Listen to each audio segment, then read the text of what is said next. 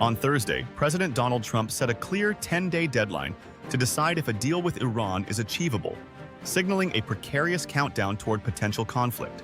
The stakes could not be higher, with the U.S. already amassing an unprecedented military force in the Middle East: 36 F-16s, 18 F-35s, and 12 F-22 Raptors, the world's most advanced fighter jets, accompanied by 2 aircraft carriers, the USS Abraham Lincoln and the USS Gerald Ford, plus a formidable fleet of destroyers and nuclear submarines armed with around 600 Tomahawk missiles.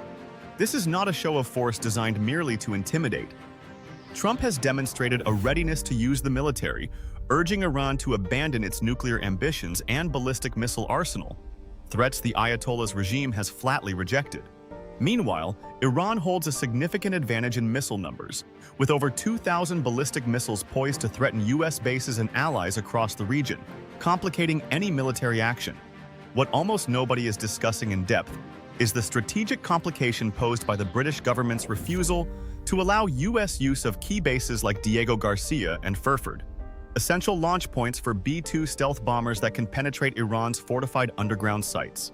This decision, influenced by legal and political considerations in the UK, forces the Pentagon to reconsider its deployment strategy, raising serious questions about the viability of a swift surgical strike.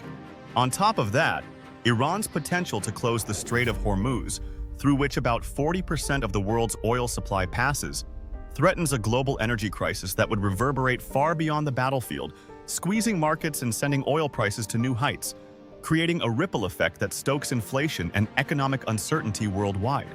The private sector, consumers, and energy-dependent economies are the true payers of this geopolitical gamble. Yet, despite the overwhelming power imbalance favoring the U.S., the trade-offs are enormous.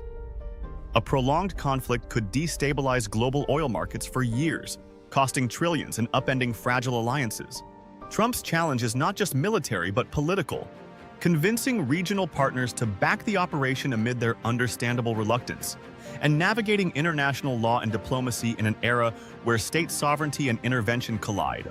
This crisis exposes the limits of centralized power and highlights the dangers of over-reliance on military solutions where innovation, economic cooperation, and open markets might offer more sustainable paths.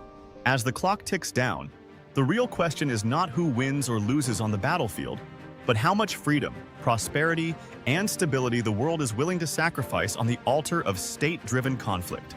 Will Trump's gamble bring Iran to the negotiating table, or plunge the world into an extended and costly war? The answer will reveal much about the incentives shaping not only foreign policy, but the global economic order itself.